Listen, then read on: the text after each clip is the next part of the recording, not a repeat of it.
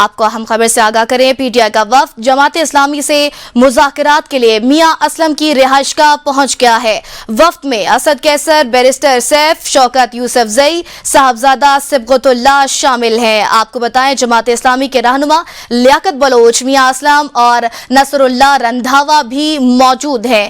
آپ کو اس خبر سے متعلق بتا رہے ہیں، وفد میں اسد کیسر، بیرسٹر سیف، شوکت یوسف زئی اور صبغت اللہ شامل ہیں۔ پی ٹی آئی کا وفد جماعت اسلامی سے مذاکرات کے لیے میاں اسلم کی رہائش گاہ پہنچ گیا ہے۔ جماعت اسلامی کے رہنما لیاقت بلوچ بھی موجود ہیں۔ مزید جانتے ہیں رضوان عباسی سے۔ رضوان، آگاہ کیجیے گا۔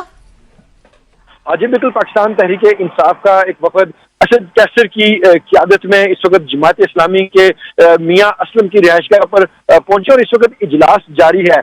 تحریک انصاف کے وفد میں بیرسٹر سیف، شوکت یوسف زئی، صاحبزادہ صبغت اللہ شامل ہیں، جبکہ جماعت اسلامی کے جو رہنما ہیں لیاقت بلوچ اس وقت وہ پاکستان تحریک انصاف کے وفد کے ساتھ مذاکرات کر رہے ہیں۔ اور مذاکرات میں جو اس سے پہلے کا ایک تسلسل ٹوٹ چکا تھا جماعت اسلامی کا اور تحریک انصاف کے جو آپس میں جو ملنے جا رہی تھی، اب اتحاد کرنے جا رہی تھی، تو اس کے بعد اب ایک نیا بریک تھرو آیا اور اس نئے بریک تھرو میں جو پاکستان تحریک انصاف کے جو رہنما ہیں اس وقت اجلاس میں موجود ہیں اور ان کا کے سمیت وفاق میں اور مل کر حکومت بنانے اور ووٹنگ کے حوالے سے اس وقت جو مشاورت کا سلسلہ ہے وہ جاری ہے۔